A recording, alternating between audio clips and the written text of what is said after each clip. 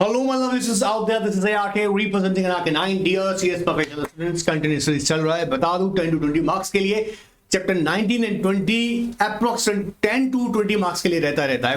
Class miss मत करना. Alright, types of diligence के अंदर हमने याद रखेगा डिस्कस कर लिया है operational, strategic, financial and technical diligence. Further I am going to discuss. अभी है ना, याद रखना इनमें से सारे मैं कहूंगा लगभग इंपॉर्टेंट तो मैं आपको साथ में बता रहा हूं. सो इन्हें किसी को छोड़ ना देना भाई. आप समझ रहे हैं 4 मार्क्स के लिए, और ये गारंटीड है. टाइप्स ऑफ डिलिजेंस में से क्वेश्चन आएगा ही आएगा. लिख लो, आएगा ही आएगा, कंफर्म कह रहा हूं. ठीक है. सो आगे हम लोग समझने वाले हैं some different types of diligence. जैसे अभी डिस्कस करेंगे इन्वायरमेंटल. इन्वायरमेंटल का मतलब देखो, एक ध्यान समझो. कोई भी कंपनी, और यहां पर कोई भी कंपनी कौन होगी हमारी, जैसे स्पेसिफिकली जैसे टारगेट कंपनी है, तो टारगेट कंपनी जो भी ऑपरेशन कैरी कर रही है उसका एनवायरमेंट पे क्या इंपैक्ट हो रहा है, और क्या वो एनवायरमेंटल लॉज के साथ में कंप्लीटली कंप्लायंसेस कर रही नहीं कर रही है, और अगर कोई नॉन कंप्लायंस फाइंड आउट हो रहा है तो क्या उसे रेक्टिफाई किया सकता है. सो ड्यूरिंग द एनवायरमेंटल, क्या देखिए, डिलिजेंस, हम लोग ये फैक्टर्स फाइंड आउट करेंगे कि क्या क्या एनवायरमेंटल रिस्क आपको फाइंडिंग क्या आउट किए आपने, मतलब एनवायरमेंटल रिस्क क्या है और एनवायरमेंटल लायबिलिटीज क्या है. बात पकड़ मारा है. जैसे अगर हम ये देखेंगे कि कंपनी ने अपनी फैक्ट्री कहां स्टैब्लिश की हुई है और उसका एनवायरमेंटल इंपैक्ट क्या है. बात पकड़ मारा है. सो देखो, जैसे बेसिक लैंग्वेज देते हैं यहां से. अब एग्जाम में क्वेश्चन ऐसा भी बन सकता है आपके लिए, ध्यान रखना इस बात का. Environmental diligence analysis, environmental risk and liabilities associated with an organisation. Discuss. Exam में क्वेश्चन ऐसा आ सकता है, याद रखिएगा, इस बात का ध्यान रखिएगा, नोट कर लीजिएगा. क्या आइडेंटिफाई करेगा? Environmental risk and liabilities associated with the organisation. बात पकड़ में आ रहा है. जैसे अगर कोई डेंजरस प्रोसेस कैरी कर रही है या कोई ऐसा प्रोसेस कैरी कर रही है जिसमें बहुत ज्यादा पोल्यूशन होता है, तो उसके लिए वाटर, एयर, या एनवायरमेंटल पोल्यूशन एक्ट्स, इन सबको फॉलो करना पड़ेगा. तो क्या वो फॉलो कर रही है, यही तो इन्वेस्टिगेट करना है थ्रू डिलिजेंस. तो क्या कह रहा है, पहला क्या कर रहा है, बोलो. एनवायरमेंटल डिलिजेंस क्या एनालिसिस करता है? Environmental risk and liabilities. Environmental risk and liabilities. Investigation is usually undertaken before a merger, acquisition, or management buyout or corporate etc. Of course, environmental diligence क्यों कर रहे हैं, कब करेंगे भैया? मर्जर करने से पहले, एक्विजिशन से पहले, या अगर बात करें वहां पर हम मैनेजमेंट बाय आउट से पहले, या कॉर्पोरेट रिस्ट्रक्चरिंग करने से पहले. अब आपको अमल कमीशन भी. Environmental diligence provides the acquirer with a detailed assessment of historic, current and potential future environmental risk associated with the target organisation, sites and operations. क्या कह रहा है? टारगेट कंपनी की जो भी यहाँ पे जहां पे वर्क करती है, तो वो साइट्स एंड ऑपरेशंस. अब देखो, अब सर मैं कैसे याद करूंगी या करूंगा, चिंता नहीं करना है. हमने इन्वायरमेंटल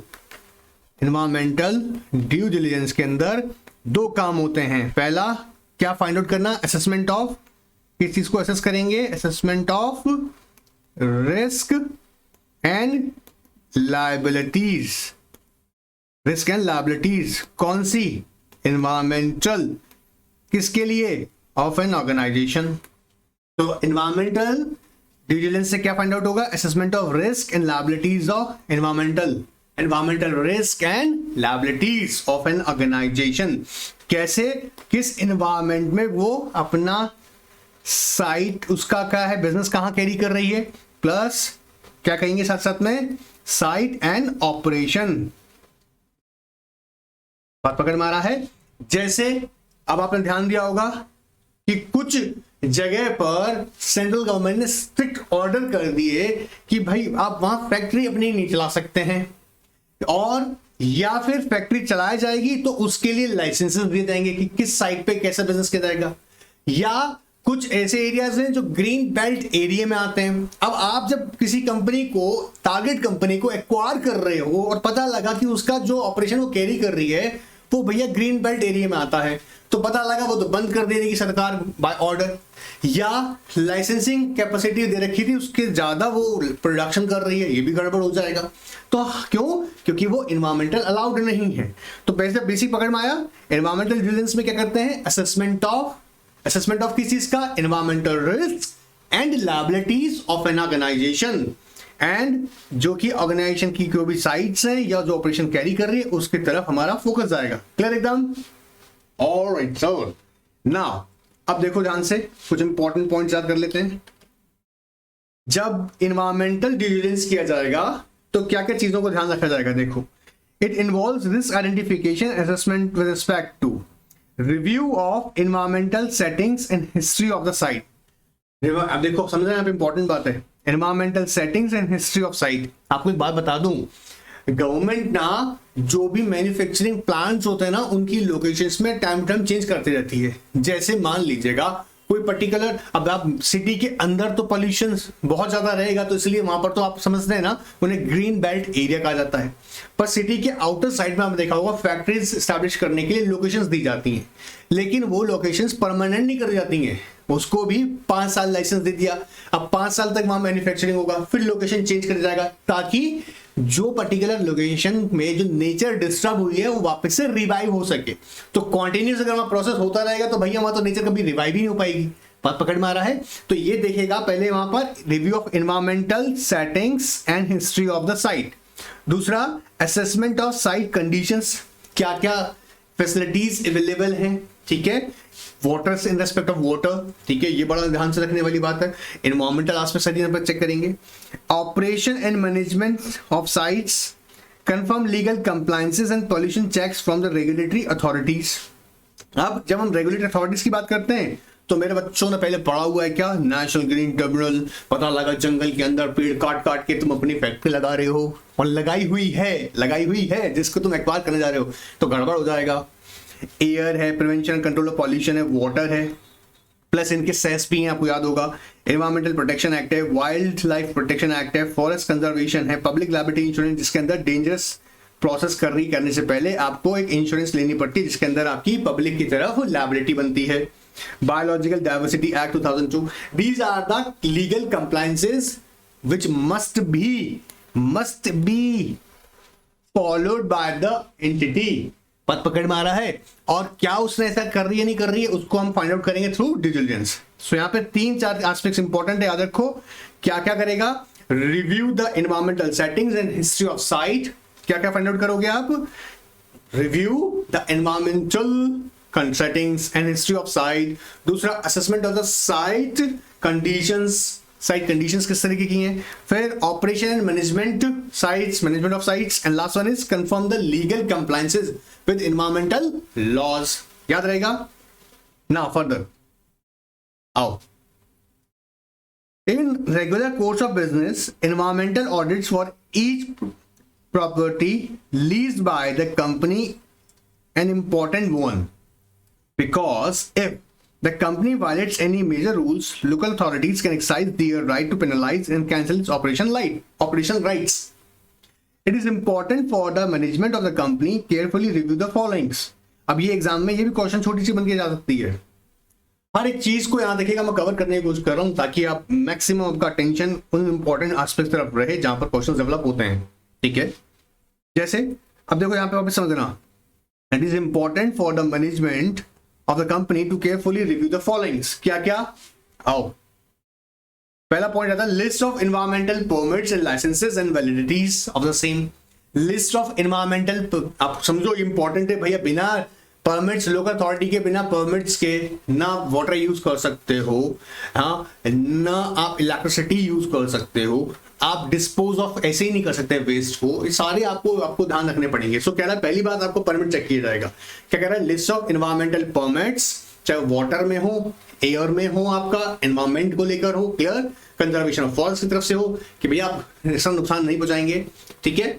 सो पहले क्या देखेंगे हम? List of environmental permits, licences, बोलो परमिट्स, लाइसेंसेस एंड वैलिडिटीज। दूसरी इंपॉर्टेंट बात, correspondence and notices of EPA. EPA क्या है? Environmental protection act. यहाँ पे बेसिकली अथॉरिटीज के बारे में बात करेगा, क्योंकि कोई भी कॉरेस्पॉन्डेंस नोटिस आपको इन्वायरमेंटल प्रोटेक्शन अथॉरिटीज ने भेजे हैं, स्टेट लेवल पर है, सेंट्रल लेवल पर है, तो आपको उसका ध्यान रखना है। प्लस कह रहा है state and local authorities agencies. फिर तीसरी इंपॉर्टेंट बात, वेदर कंपनी डिस्पोजल मेथड, जो भी वेस्ट है उसे कैसे डिस्पोज ऑफ किया जा रहा है। So disposal method of various by products and in synchronise with the regulated guidelines. आप डिस्पोज ऑफ कर रहे हो वेस्ट का, ऐसा नहीं है कि भैया वाटर में उठाया कचरा सारा पानी में डाल दिया या कहीं पर भी फेंक दिया, ऐसा नहीं होगा। तो आपको पता है कि कैसे किया जाएगा वो, अकॉर्डिंग टू रेगुलेटरी गाइडलाइंस। तो ये भी डीडी करते वक्त, ड्यू डिलिजेंस करते वक्त आप चेक करोगे। And any contingent environmental liabilities, जैसे अब पब्लिक लायबिलिटी इंश्योरेंस एक्ट का पर्पस क्या है कि कोई भी कंटीजेंसी अराइज हो जाए उसके बाद इंश्योरेंस लोगे, बोला नहीं। आपने बड़ा एग्जांपल हमने पहले भी लिया है भोपाल गैस ट्रेजरी का, ऐसे किसी में साफ साफ कह दिया गया ऐसे इंसिडेंट्स के बाद में कि आपने क्या करना मैंडेटरी है, पहले आपको कोई भी डेंजरस प्रोसेस कैरी करने से पहले आपको इंश्योरेंस लेना पड़ेगा। तो क्या कंपनी ने ऐसे इंतजाम किए हुए हैं, जिसे हम बोलते हैं क्या, कंटिजेंट एनवायरमेंटल लायबिलिटीज। क्लियर? तो 4 इंपॉर्टेंट चीजें हैं, याद देखिएगा, जो हम यहाँ पे कंसीडर करेंगे। क्लियर हो रहा है? अभी यहाँ पे लाइन वापस हाइलाइट कर लो। It is important for the management of the company to carefully review the following while conducting the due diligence in the context of environmental permits, licenses and validities. दूसरा बोलो correspondence with notice of EPA, environmental protection authorities, state and local authority agencies. या disposal method of various by products जो भी है according to guidelines होना चाहिए. And now for the last one is environmental contingent liabilities. All right. चलिए, I hope ये बात पहले पकड़ में आया होगा। अब इन्वायरमेंटल क्लियर है, तो यहां पे ध्यान रखना बेसिकली इसका पर्पस क्या है, assessment of environmental risk and liabilities. Clear? चलिए आगे देखते हैं। अब आती है ह्यूमन रिसोर्स ड्यू डिलिजेंस, पढ़ के जाना है भाई, ठीक है। इन्वायरमेंटल वाला इंपॉर्टेंट है, उसे मार्क कर लो। एचआर वाला रीड करके जाना अच्छे से, ठीक है। मैं ये नहीं कह रहा कि पढ़ के नहीं जाना है, इंपॉर्टेंट नहीं कह रहा हूं, लेकिन हाँ रीड कर लेना साथ में। इसके बाद जो हम लेबर पढ़ने वाले हैं, लेबर लॉ ड्यू डिलिजेंस, ये इंपॉर्टेंट है। अब एचआर का मतलब हमारा प्योर अटेंशन किसकी तरफ है, कंपनी के एम्प्लॉयज तरफ। और सबसे बड़ी प्रॉब्लम जो आती है वो ये आती है कि जब 2 कंपनीज मर्ज होती हैं या एक कंपनी दूसरी कंपनी को एक्वायर करता है, तो सबसे बड़ा डिफिकल्टी आता है, जो मोस्ट इंपॉर्टेंट वाइटल एसेट्स होती है ऑर्गेनाइजेशन की, वो क्या होती है, ह्यूमन रिसोर्सेज। जब इन दोनों के कल्चरल डिफरेंसेस को, क्योंकि क्या होता है ना, पोस्ट मर्जर में कल्चरल डिफरेंसेस अराइज हो जाते हैं बिटवीन द एम्प्लॉइज, ठीक है, क्योंकि कहीं वे ऑफ वर्किंग चेंज हो जाती है, पोजीशन में चेंज आ जाता है, तरीका काम करने तरीका अलग हो जाता है, नए स्केड्यूल पे काम करना होता है, नए स्केड्यूल के अकॉर्डिंग काम करना होता है। तो कई बार ये होता है कि जो टैलेंटेड एम्प्लॉयज होते हैं वो एग्जिट कर देते हैं।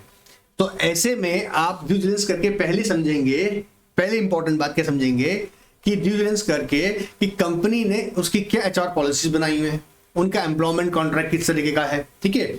आपको सारी चीजें बताना चाहिए, कॉम्पनसेशन पॉलिसी किस तरीके की है, टोटल नंबर ऑफ एम्प्लॉय कितने हैं, कितने उसमें से पेरोल पे भी काम कर रहे हैं, ठीक है, किस तरह से ग्रीवेंसेस रेड्रेस किए जाते हैं एम्प्लॉयज के, कितने एम्प्लॉयज जिनके खिलाफ केसेस चल रहे हैं। हाँ, कंपनी में कहीं होता है ना, गबन पकड़ा गया बट अभी प्रूव नहीं हुआ है, ठीक है, कोर्ट में मैटर चला हुआ है।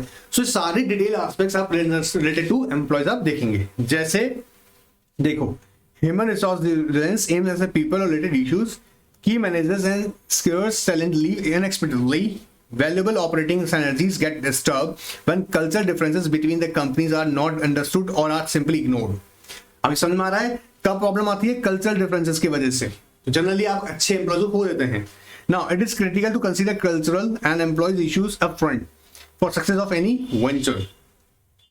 आइए देखते हैं human resources diligence, analysis of total employees including current position, vacancies and due for retirement and servicing notice period, servicing notice period। कह रहा है आपके देखें पहले टोटल नंबर ऑफ एम्प्लॉयज कितना है आपका, करंट पोजीशन क्या है, वैकेंसीज कितनी है, कितने रिटायरमेंट के लिए तैयार खड़े हैं, services period of service notice भी। फिर कहता है करंट सैलरीज कितनी मिल रही है इनको, बोनसेस कितना है लास्ट 3 ईयर के अंदर, एंड ईयर ऑफ सर्विसेज। क्योंकि बहुत इंपॉर्टेंट क्या होने वाला है, आप एक्विजिशन के बाद में आप देखिए बहुत सारे लॉज हैं जहां पे कहता है कि भैया आप सैलरी कम नहीं कर सकते उनका, ठीक है। अब कई सारी चीजें ये है कि भैया अगर मैंने इन्हीं को मान लीजिए यही एम्प्लॉयज हमें ज्वाइन कर लेते हैं, और मैं आपको बता दूं रियलिटी है कि जनरली जब एक्विजिशन करता है ना एक्वायरर, तो वो अपनी कॉस्ट कटिंग कहां से करता है, एम्प्लॉयज को हटाकर, क्योंकि वो जो डिपार्टमेंट डबल तो ना कर रहे हैं, डिपार्टमेंट एचआर डिपार्टमेंट ऑलरेडी है, अब दो कंपनीज को उसने, एक कंपनी ने एक्वायर कर लिया दूसरी कंपनी को, तो थोड़ा double HR department control continue करेगा। बात पकड़ में आ रहा है ना? तो जहां पर भी डुप्लीकेशन ऑफ डिपार्टमेंट होती है उसको हटा देता है, वो रिमूव करता है unless until he finds out कि नेसेसरी है। तो ये बड़ी चैलेंजेस है, लेकिन सबको देखना पहले पड़ेगा। तो जैसे मैंने पहला पॉइंट बताया कि टोटल नंबर ऑफ एम्प्लॉइज कितने हैं, उसमें करंट पोजीशंस कितनी है, वैकेंसीज कितनी है, प्लस कितने रिटायरमेंट्स के लिए सर्विस ऑफ नोटिस पीरियड क्या है, ऐसी करंट सैलरीज कितनी है, उनके बोनसेस क्या हैं, ठीक है। फिर एम्प्लॉयमेंट कॉन्ट्रैक्ट्स उनके with non disclosure, non solicitation, non competition agreements, ये चेक किए जाएंगे। HR policy regarding the leaves, sick leaves, other forms leaves, employee problems alleged with the wrongful termination, harassment, discrimination, case pending at the same, labor disputes, requests for arbitration, grievance procedures, description of all employee health benefits, welfare insurance, ये employee benefit schemes, employee benefit schemes कहीं सारी कोई भी schemes जैसे start की हुई है, चाहे वो उनके health के लिए की गई है, उनके बच्चों के education के लिए की हुई है, ठीक है। सो ऐसे करके कोई स्कीम्स हैं वो देखेंगे हम लोग। सो अगर जब ये चेक करेंगे हम लोग टारगेट कंपनी के एचआर विजिलेंस को करेंगे, तो ये कुछ पॉइंट्स हैं जो हमको कंसीडर करने हैं। अब सिंपली अगर 2 या 3 बार इसको रीड किया जाएगा तो वैसे याद हो जाएगा। सर कैसे याद हो जाएगा? चलो बोल के देखते हैं। वैसे देखो देखो कोशिश तो करो, ठीक है। स्क्रीन तुम्हारे सामने है, क्या दिक्कत है? एक बार यहाँ चेक कर लेना, बोल के देखो, हमें भी मतलब देखना ही लिखना। क्या कह रहा है? कंपनी का हम टोटल एनालिसिस करेंगे, टोटल नंबर ऑफ एम्प्लॉय कितना, करंट वैकेंसीज कितनी है, कितनी रिटायरमेंट के लिए सर्विस ऑफ नोटिस के पर्सपेक्टिव से देखेंगे, प्लस सैलरीज कितना है उनका, उनके बोनसेस क्या हैं, एचआर पॉलिसीज क्या है, इसके अलावा हम देखेंगे कॉम्पोजिशन पॉलिसीज क्या है, कोई लेबर डिस्प्यूट्स हैं तो आर्बिट्रेशन के लिए रिक्वेस्ट किया, ग्रीवेंस रिड्रेसल के लिए किया हुआ है, हाँ, या कोई एम्प्लॉय पे एलाइज किए हुए क्या रॉन्गफुल एलिगेशंस लगाए हुए हैं, उसका केस कोई पेंडिंग है, डिस्क्रिमिनेशन को लेके कोई इशू राइज हुआ है, या एम्प्लॉय बेनिफिट्स की बात की जाए, benefits in terms of health benefits हो सकता है या वेलफेयर बेनिफिट्स हो सकते हैं। बात पकड़ में आ रहा है? So just simply take a view. मैं नहीं कह रहा इसके डिटेल में बहुत जाना है, बट एटलीस्ट अगर बाई चांस आ जाए तो आप 3-4 पॉइंट 5-6 पॉइंट्स एटलीस्ट 3-4 तो नहीं, एटलीस्ट 5 to 6 पॉइंट्स आप मेंशन करें। ऑलराइट, हाँ। अब लेबर लॉ डिविजन जो है वो इंपॉर्टेंट है, वेरी वेरी इंपॉर्टेंट तो नहीं कह रहा हूं, लेकिन इंपॉर्टेंट है, ठीक है। आओ, लेबर लॉज डिविजिलेंस, और इसका मेन पर्पस क्या होगा कि टू मेक श्योर कि सामने जो हमारी कंपनी है वो प्रॉपरली लेबर लॉ साथ कंप्लायंसेस कर रही है। और आप मेरा बच्चा लोग बहुत से जानते हो, एग्जीक्यूटिव वाला बहुत रट्टे मार मार के पढ़े हम लोगों ने। लेबर लॉज क्या क्या हो सकते हैं? Employee composition act, payment of wages act, minimum wages act, factories act, maternity benefits, payment of bonus act. याद आ रहा है किसी को याद आ रही होगी पुरानी बुक्स में, उम्मीद कर रहा हूं, है ना। पुराने जो स्टूडेंट्स थे ILGL वाले, उनको भी याद होगा। कुछ जो थे, है ना, कुछ ने आजकल कहां पढ़ते हैं? सेटिंग ऑफ बिजनेस एग्जीक्यूटिव के अंदर, वहां ही सारे लॉज आप देखने को मिलते हैं। Setting of business entities, alright, payment of gratuity, employee ESI, industrial dispute, trade union, sexual harassment of women at work place. So these are some labour laws in India. इन्हीं की ही इंश्योर करना है कि इसके कंप्लायंसेस हैं नहीं है। अब वो किस कॉन्टेक्स्ट में देखेंगे? 2 इंपॉर्टेंट कॉन्टेक्स्ट में, कहीं पेरोल डेफिशिएंसी या लेबर लॉस की नॉन कंप्लायंसेस नहीं हो, और अगर आपको पता लगा कि आपने ड्यू डिलिजेंस किया और आपने देखा कि हाँ कुछ नॉन कंप्लायंसेस हैं जिनको रेक्टिफाई किया सकता है, तो उसे रेक्टिफाई करेंगे।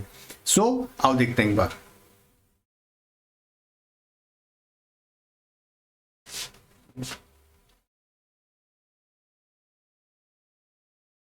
आओ देखो, और यहां से क्वेश्चन भी कैसे बनेगा वो बताते हैं। देखो पहले यहां पे हाईलाइट करना, the labour law due diligence is identify gaps and minimise the labour laws and payroll deficiency before any regulatory action. जैसे नॉन कंप्लायंसेस पता लगे आपको फैक्ट्रीज एक्ट के, तो आपका ध्यान क्या जाएगा कि फैक्ट्री के नॉन कंप्लायंस है, रेक्टिफाई करो। रेक्टिफाई कैसे करो? कंप्लायंस करके। या पेमेंट ऑफ वेजेस एक्ट के अकॉर्डिंग आपने कोई नॉन कंप्लायंस किया हुआ है, या मैटरनिटी बेनिफिट के अकॉर्डिंग किया हुआ है, ESI के अकॉर्डिंग किया हुआ, जो भी यहां पर लेबर लॉस के नॉन कंप्लायंस फाइंड आउट किए जा रहे हैं। तो मेनली अगर देखा जाए तो क्या है? आइडेंटिफाइंग द गैप, बोलो मेरे साथ में, identifying the gaps and minimise the labour and payroll deficiency. बोलो वापस, identifying the gaps and minimise the payroll and labour law deficiency before any regulatory action. However, labor law DD is important in case of a merger and acquisition, takeover, IPO, joint ventures, winding up, liquidation of the companies. The scope of labor law DD extends to all the, highlight करना, labour and employment related central state and local laws rules and regulation applicable to the company. अब कैसे किया जाएगा देखो, during the payroll and labour DD the labour should examine and review the following areas. अब देखो ये question यहीं से बन जाता है और आपको इन बातों को ध्यान रखना होगा, एग्जाम में आता है तो इन बातों को मेंशन करने के साथ पहले तो आप ये मेंशन करेंगे जो हाईलाइट की लाइन जो बताया क्या कहता है, it helps to identify the gaps and minimise the labour laws and payroll deficiencies. फिर आप साथ के साथ में ये कुछ पॉइंट्स बताएंगे एग्जामिनर को एंड कुछ एग्जांपल्स देंगे लेबर लॉज के, जो भी हमने लिस्ट प्रिपेयर की हुई है हमने ना, ये लिस्ट बनाएंगे, ठीक है। तो आपको अच्छा मार्क्स मिलेगा ही मिलेगा। देखो क्या क्या रिव्यू करा जाएगा, labour law regulation and agreements, labour law regulations and agreements plus employment contracts, amendment to employment contracts, information and job descriptions, legal declarations, agreements regarding the termination of employment, maintenance of records, verification of compliance by the contractor engaged in the company, अगर contractor के through आपने labour engage किया तब, observing liability as a principal employer, क्योंकि भाई ऐसा नहीं है कॉन्ट्रैक्टर अपॉइंट करे तो आपकी लायबिलिटी खत्म हो गई, एज अ प्रिंसिपल एम्प्लॉयर आप लोग जानते होंगे ना कि उनका लायबिलिटी कंटिन्यू बना रहता है, ठीक है। ये बड़ा छोटा कर दिया, कोई नहीं, आइए एक बार वापस से देख लेते हैं का कुछ पॉइंट जहां पर क्या क्या रिव्यू करना है। लेबर लॉ रेगुलेशंस, इधर ध्यान दे लो एक बार, इधर दो ना, labour law regulations, employment contract along with the amendments thereto, information and job description या कोई भी लीगल डिक्लेरेशन है, एग्रीमेंट्स हैं regarding termination of employment, maintenance of records, आप लोग जानते हो आपको लेबर का चाहे वो वर्किंग आवर्स का है, अटेंडेंस का है, आपको अदर जो एस्पेक्ट्स हैं रिलेटेड टू बेनिफिट्स, चाहे वो पेमेंट्स का है, आपको उनके सबके ना रजिस्टर मेंटेन करने होते हैं, वो मैंडेटरी। तो maintenance of records, verification of compliances by contractor engage या responsibility as a principal employer, वो एज इट इज रहेगा ना, वो भी चेक करना। तो ये कुछ पॉइंट समझ में आया यहाँ पर। अब एग्जाम में आएगा, again I am telling you क्या करना है, सबसे पहले इस लाइन को कोट कीजिएगा, फिर अगेन इसको बताइएगा, then give the example of some labour laws. Alright, चलिए इंफॉर्मेशन सिक्योरिटी डिलिजेंस, इसका भी देखो अभी ना आजकल थोड़ा बहुत ट्रेंड में, इसलिए कह रहा हूँ थोड़ा बहुत, क्या वैसे हमेशा ट्रेंड में रहता है ये, लेकिन इसलिए यहाँ पे भी डिस्कस कर लेते हैं फटाफट। Information security diligence is often undertaken during the information technology procurement process to ensure that risks are uncovered। कैसा रिस्क अनकवर्ड की बात कर रहा है कि भैया जो भी कंपनी के पास डेटा है उसे प्रॉपर्ली वो सिक्योर्ड हो, मेन पर्पस तो यही है इंफॉर्मेशन टेक्नोलॉजी का, पकड़ मारा है। However, the regular review internal information security system helps to identify security gaps as well as ensure that the company is acting within the acceptable standard of care, elevate existing information security management system। Information security diligence appraises the acquirer with the target company existing security network. It is risk level and ways to mitigate the risk। The information security diligence cover the following। क्या क्या चीजें cover करेगा, आओ बस इतना ध्यान रखना खास तौर से। इंफॉर्मेशन सिक्योरिटी मेजर्स, अभी तुमको याद भी हो ना, डिस्कस कर रहे थे कि साइबर सिक्योरिटी या ब्रीचेस ऑफ द डेटा वो कंप्लीटली कहां से, अगर आपका इंफॉर्मेशन सिक्योरिटी सिस्टम सही नहीं है, if your company due to lack of information security system management, this kind of happenings like cyber security breach है, हैकिंग होती है, तो ये बात बड़ा ध्यान रखना पड़ेगा कि कैसा होना चाहिए, प्रॉपर इंफॉर्मेशन सिक्योरिटी सिस्टम होना चाहिए। Data protection and sharing policy किस तरीके की रहेगी, डेटा प्रोटेक्शन भैया सारा खेल डेटा का ही है, आपके कस्टमर्स के, आपके सप्लायर्स के, आपके प्रोजेक्ट्स की सारी डिटेल्स होती हैं, सो आपका प्रॉपर एंड रॉबस्ट होना चाहिए सिक्योरिटी सिस्टम। अब ये होना चाहिए का मतलब ये चेक कर रहे हैं, डीडी के थ्रू चेक कर रहे हैं, ठीक है। फिर network and system design, then wireless and remote access facilities and incidents management and data recovery. In certain cases अगर मान लीजिएगा data, if you lost your data then there must be a possibility to recover such data, ठीक है। जैसे example समझेगा, कहीं किसी जगह पर फ्लड आया और वहां पर कंप्यूटर वगैरह थे सब पानी में बह गया, अब कोई तरीका है क्या इन्हें वापस लेने का, बोला हाँ जी, वो डेटा कैसे निकाल लिया सकता है। जैसे जनरली ना आप देखते हैं ना कि हम ऑनलाइन डेटा सेव कर लेते हैं, तो ये सारी चीजें हम लोग कंसिडर करेंगे in context of information security. Sir important है नहीं, रीड करके जाना है। इंपॉर्टेंट नहीं का मतलब ये नहीं कह रहा कि पढ़ो ही मत, रीड करके जाओ, क्योंकि देखो समझो डिफरेंट टाइप ऑफ डिलीजेंस है यहाँ पे, कई सारे डिलीजेंस हम लोग पढ़ रहे हैं, सारे तो पूछ ही नहीं लेंगे, लेकिन जो मोस्ट इंपॉर्टेंट है वो मैं अलग से बार बार आपको बीच में बोल रहा हूं, ठीक है, तो वो जरूर याद करना है। लीगल डिलिजेंस, हाँ ये इंपॉर्टेंट है, ये इंपॉर्टेंट है, ठीक है, ये ध्यान रखने वाला है भाई, इसको नहीं छोड़ सकते। इसमें देखो आओ उसको भी ध्यान समझता हूं। इसका मेन पर्पस क्या होगा कि लीगली एस्पेक्ट्स कंसीडर करना है कंपनी का, जैसे legal aspects of business transaction, liabilities of target company, potential law legal pitfalls and related issues. अब कोई क्रिमिनल प्रोसीडिंग्स चल रही हैं, सिविल प्रोसीडिंग्स चल रही हैं, तो भैया ये हमको इंश्योर कर लेना एक बार कि उसका इंपैक्ट क्या हो सकता है। तो legal aspects of a business transactions, दोनों कॉन्टेक्स्ट में कह रहा हूं यहां पर, legal aspects of business transaction, whether the company doing business legal और नॉट, ये पहले इंश्योर करेंगे। जैसे कुछ बिजनेसेस हैं, मान लीजिएगा आपने एग्जामिन किया, बोले तो इलीगल एक्टिविटी है, जैसे आप वो प्रोडक्ट सेल कर रहे हैं जिसको परमिशन नहीं मिला हुआ है। एग्जाम्पल समझते हैं, एक कंपनी है फार्मास्यूटिकल कंपनी, दूसरी कंपनी को एक्वायर कर रही है, और जो फार्मास्यूटिकल कंपनी है जो मेडिसिन बना रही है उसको ना इंडिया में बैन कर दिया गया है, और अब आपको लग रहा है कि भैया इस कंपनी को मैं एक्वायर कर लूं, पता लगा वो तो बैन है, अगर बनाओगे तो लीगल माना जाएगा। तो लीगल एस्पेक्ट का मतलब है कि कौन बिजनेस एक्टिविटी की जा रही है, जो बिजनेस ट्रांजैक्शन किए जा रहे हैं वो लॉफुल है नहीं। तो legal aspects of business transaction, liabilities of target company, potential legal pitfall and related issues. Legal transactions covered intra corporate and inter corporate transactions. It includes preparation of regulatory checklists, meeting with the personnel, independent checks with the regulatory authorities. क्या क्या चीजें देखेंगे इसके लिए, आओ company का memorandum उठाओ and articles, mainly तो यही बताएगा ना कंपनी की पावर्स, एंड आर्टिकल्स बताएगा रूल्स एंड रेगुलेशंस सब अनाउंसिंग है। फिर मिनट्स ऑफ बोर्ड मीटिंग, जो बिजनेस एक्टिविटी उसने की है, तो आपको आप कैसे इंश्योर करोगे लीगल है, तो भैया जो एक ट्रांजैक्शन करते आ रहे हैं उसको इंश्योर करने के लिए all meetings connection of the shareholders, plus copy of share certificate issue to KMPs, जो आपने केएमपीज को किए हुए हैं, to know exactly their interest, copy of the all guarantees to which the company is a party. Of course company ने अगर guarantee दिया हुआ है, बात पकड़ में आ रहा है, तब वहां भी चेक किया जाएगा अगर गारंटर वो रोल प्ले कर रही है।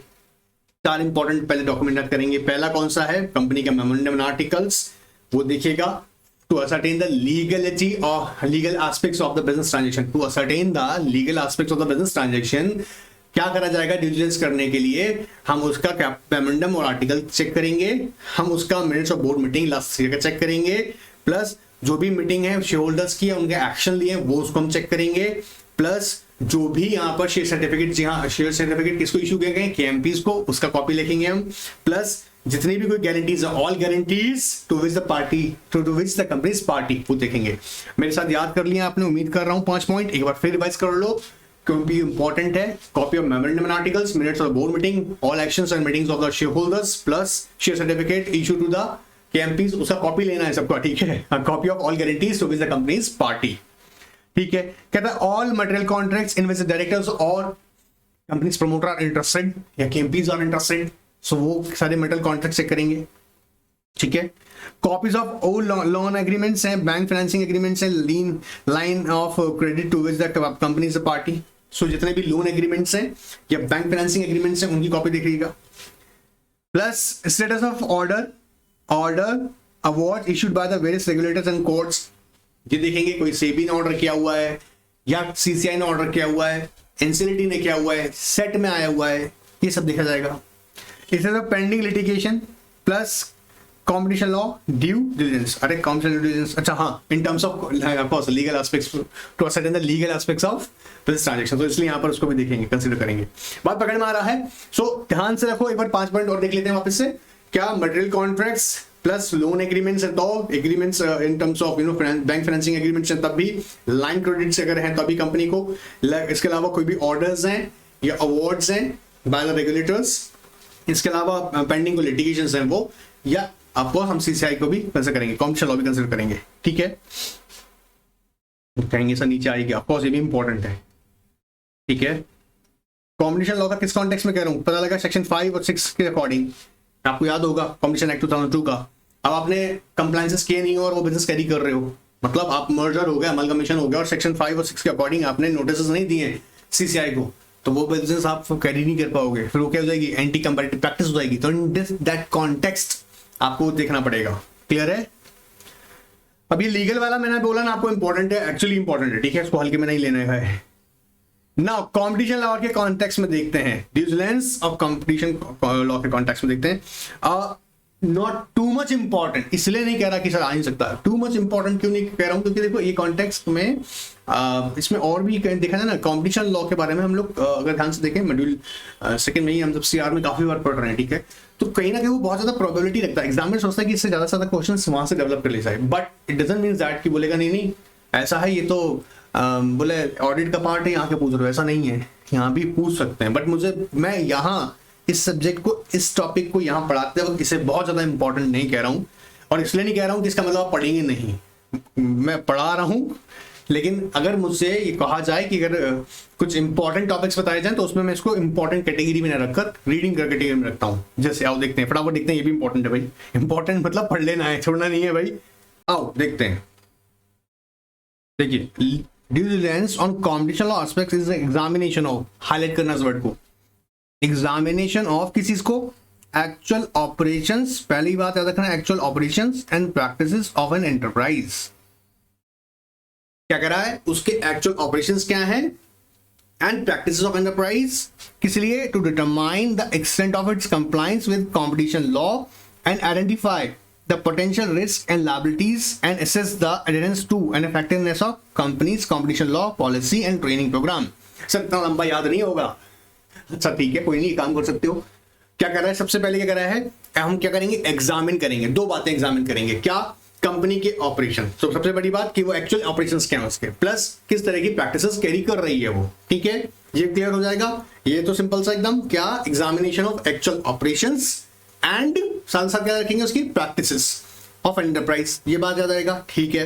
फिर दूसरा कैसे चेक करेंगे उसका, check the compliance level of the organisation with the compliance competition law policy, competition law policy याद रहेगा, competition law policy and training programmes, ये तो सिंपल सी बात है। अब इसको करने के लिए हमें क्या क्या बात ध्यान रखनी पड़ेगी, देखो, primary components of competition law due diligence are examination of selected company documents. सबसे पहले आप क्या करेंगे, जो कंपनी आप ऑफ कोर्स एक्वायर कर रहे हैं या मर्ज होने की प्लानिंग कर रहे हैं, या जो भी कॉन्टेक्स्ट आपका है कॉर्पोरेट स्ट्रक्चरिंग का है, उसकी सबसे पहले आप क्या करेंगे, जो भी आपकी सिलेक्टेड कंपनी उसके डॉक्यूमेंट्स एग्जामिन करेंगे। अब डॉक्यूमेंट्स यहाँ पर उसके थॉरली सारे डॉक्यूमेंट्स होंगे, चाहे वो मेमोरेंडम्स हैं, आर्टिकल्स हैं, कॉन्ट्रैक्ट्स हैं, वो सारी एस्पेक्ट्स आएंगे यहाँ पे भी। Interviews with the selected company personnels and identify specific business activities that potentially could create antitrust exposures। जैसे ना एग्जांपल से बताते हैं, अगर मान लीजिएगा कोई पर्टिकुलर मैन्युफैक्चरर है, ठीक है, या कोई रॉ मटेरियल सप्लायर, वो अकेला ही एक रॉ मटेरियल सप्लायर है, ठीक है, अब पता लगता है कि वो अपने मोनोपोली क्रिएट करने की कोशिश कर रहा है, तो आप ये देखेंगे भैया कोई एंटी ट्रस्ट चीजें तो क्रिएट नहीं हो रही यहाँ पे, तो बिजनेस एक्टिविटी से इंश्योर हो गए बात। Plus results of the diligence may suggest an enterprise to have effective competition law compliance program। ये भी है कि उससे आप क्या फाइंड आउट करेंगे कि भाई आपको competition compliance programs को फॉलो करना है। Results of diligence may result in a variations of deal value, withdrawal of deal and so also make suggestion to structure compliance program। अब ये है ना, ये जो दिया जा रहा है, ये साथ में यहाँ पर ध्यान से देखा जाए, 3 पॉइंट जो बता रहा हूं मैं, ये तीनों पॉइंट्स मुझे लगता है कि ये ड्यू डिलिजेंस को डिलिजेंस को कंसीडर नहीं कर रहा है, ये कॉन्सिक्वेंसेस बता रहा है। डिलिजेंस हुआ तो आप क्या पता लगा लेंगे, ऑफ कोर्स, कि आपको कौन कौन से नॉन कंप्लायंस और कंप्लायंस करना जरूरी है। प्लस जहां पर भी डिलिजेंस में अगर आपने किया और आपको पता लगा कि ये फ्लॉज हैं, ये कमियां हैं, सो ऑफ कोर्स उसके थ्रू आपकी डील में ऑफ कोर्स वेरिएशंस आ जाएंगे, डील के इन टर्म्स ऑफ वैल्यू में चेंज आ जाएगा। And how to go about the process of diligence of competition law. So these are the some primary documents, I mean primary stage and respect of diligence under competition law। अब यहां पर देखो, जैसे कह रहे हैं, DD of competition law may be made under following heads, 3 headed, कौन कौन से हैं, agreements both existing and proposed, क्योंकि इनका impact क्या हो सकता है, plus dominance and is likely to abuse it, plus combination, the fact of proposed merger and acquisition। 3 heads में आएगा, पहला एग्रीमेंट्स किस कॉन्टेक्स्ट में चेक करने करेंगे कि वो एंटी कंपैरेटिव एग्रीमेंट्स ना हो। दूसरा डोमिनेंस से करेंगे, सेक्शन 4 याद होगा, उसके कॉन्टेक्स्ट में देखेंगे सेक्शन 4 ऑफ कॉम्पिटिशन 2002 की बात कर रहा हूं, plus combination under section 5 and section 6, ठीक है, क्योंकि उसका जो मर्जर हो रहा है या एक्विजिशन हो रहा है उसका इफेक्ट क्या होगा, क्या वो नोटिस देना मैंडेटरी होगा वहां पर, या नोटिस देने की रिक्वायरमेंट नहीं आएगी, मतलब थ्रेशोल्ड को टच नहीं कर रहा है वर्सेट्स और टर्नओवर को। तो तीन पहले हम यहाँ पे चीज कंसिडर करेंगे कॉम्पिटिशन लॉ के अकॉर्डिंग। कौन कौन से हेड्स हैं, diligence and respect of various agreements, plus अब एग्रीमेंट्स कौन कौन सकते हैं, प्रोडक्शन का, सप्लाई का, डिस्ट्रीब्यूशन एग्रीमेंट्स, आई होप याद होंगे सारी वो एग्रीमेंट्स की बात कर रहा हूं यहाँ पे, ठीक है, प्लस डोमिनेंस एंड उसका अब्यूज ऑफ डोमिनेंस के साथ साथ देखेंगे अगर ऐसा है तो, प्लस कॉम्बिनेशन को। क्लियर। अब आता है देखो पहला यहाँ पे diligence of various agreements includes agreement relating to production, supply, distribution of goods or services, agreement if any with the competitors relating to production, marketing and bidding and prices, agreement with the customers and distributors। याद रहेगा। तो पहले तो हमने कुछ agreements देख लिए जो आपके production, supply, distribution services goods से रिलेटेड होंगे। फिर आपका कोई भी एग्रीमेंट आपने कॉम्पिटिटर साथ में किया है for in respect of production है, मार्केटिंग है, बिडिंग है, प्राइसेस उसको लेके क्या हुआ है, कस्टमर्स के साथ आपका क्या एग्रीमेंट है, प्लस डिस्ट्रीब्यूटर साथ में एग्रीमेंट। फिर आता है कुछ अलग से जैसे परचेज एग्रीमेंट्स हैं, नॉन कॉम्पीट कॉन्वेनेंट्स हैं कि भैया अभी अगर हम लोग दो पहले ज्वाइंटली काम कर रहे थे अब अलग हो गए तो भैया आपस में कॉम्पिटिशन नहीं करेंगे।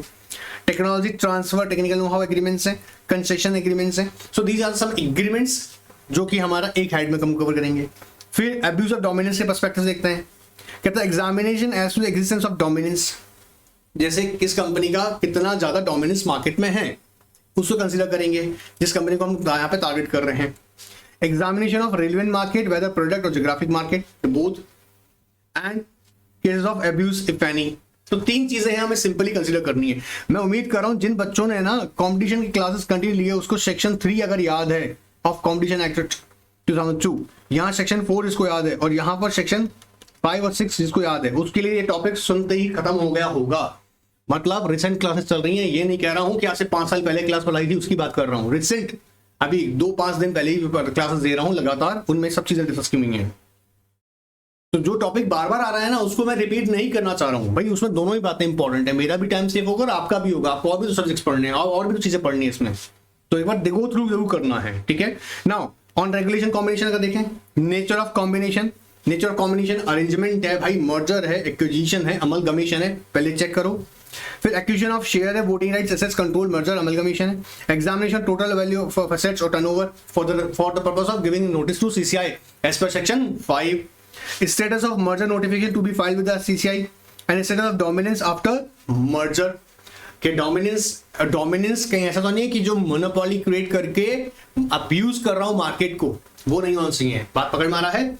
सो these are some examples, not examples of course you know what important diligence aspects under competition law, ठीक है।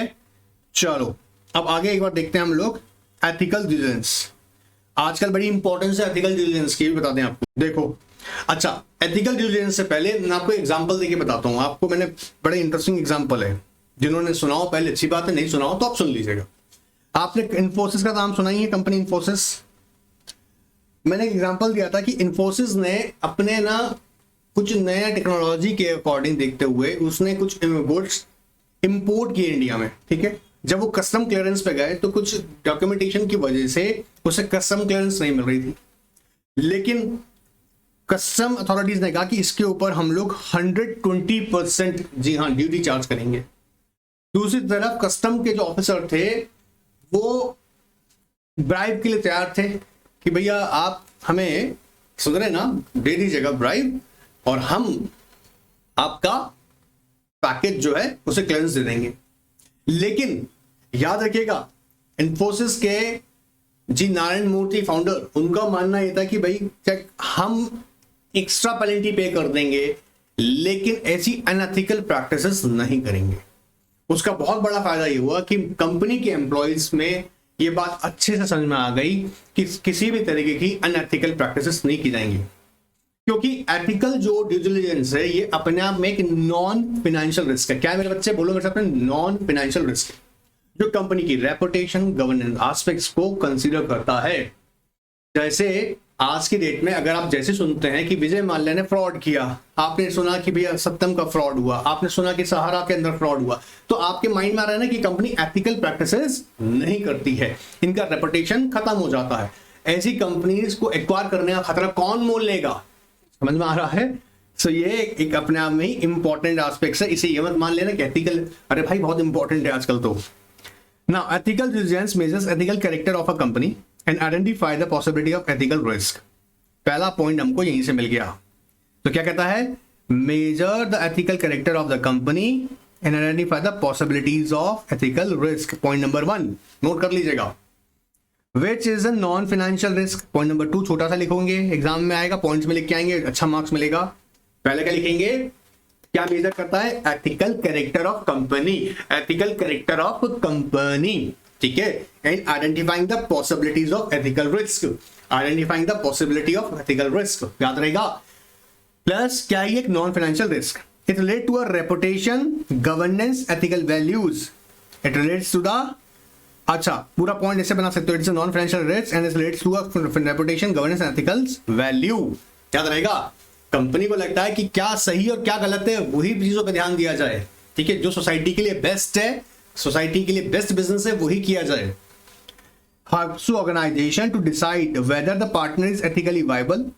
अब सबसे इंपॉर्टेंट चीज क्या है कि जब हम एक मर्जर एक्विजिशन की बात कर रहे हैं तो हम ये देखेंगे जिसके साथ आप जॉइंट वेंचर कर रहे हो मान लो, या जिस एंटिटी को आप मर्ज कर रहे हो या एक्वायर कर रहे हो, अमलगमेट हो रहे हो, तो ऐसे में आप देखेंगे कि वो पार्टनर भैया रेपुटेड है नहीं है, अपनी इज्जत खराब नहीं करेंगे। अज्यूम करो एक बार के लिए इन्फोसिस अपने कंपनी के अंदर डायरेक्टर अगर मान लीजिएगा विजय माल्या को बनाती है, इंदिरा मोदी को बनाती है, तो ऐसी केसेस में, ये कॉमन नेम है इसलिए बोल रहा हूं, मेरा कोई इंटेंशन नहीं इनका नेम बार बार यूज करने का, लोग जानते हैं इसलिए बोल रहा हूं, तो क्या इंपैक्ट होगा आप समझ रहे हैं ना। तो ये देखा जाएगा पार्टनर के कॉन्टेक्स्ट में। This is effective reputation management tool for a type of business decisions, पता रहेगा। तो पहला हमने पॉइंट सीखा, measure of ethical character of a company and identifying the possibilities of ethical risk. दूसरा, it's a non financial risk which relates to reputation, governance, बोलो ना भाई, एंड एथिकल वैल्यूज, बोलो और याद करो। Ethical diligence of a management of a company involves assessing employees in terms of their fit with the ethical culture and values of organization. ऐसे यहां पे हाईलाइट करना है इसको, पॉइंट नंबर 3 मिलेगा हमको। क्या करता है? असेसिंग द एम्प्लॉइज, ताकि हम देखें क्या कि employees are fit with the ethical culture and values of the organisation. ऐसा नहीं कि एक फाउंडर ने तो, अब सोच के देखो, नारायण मूर्ति ने तो कह दिया कि एथिकल प्रैक्टिस करेंगे, कोई सुनता ही नहीं है। हाँ, मैनेजर ब्राइब लेकर घूम रहा है, यहाँ पर कंपनी का डेटा सेल किया जा रहा है, कस्टमर साथ फ्रॉड किया जा रहा है, ऐसा नहीं होना चाहिए ना। तो इसके लिए जरूरी क्या है कि हमें ये भी असेस करेंगे कि कंपनी के जो एम्प्लॉयज हैं they are fit with ethical culture and organisation value.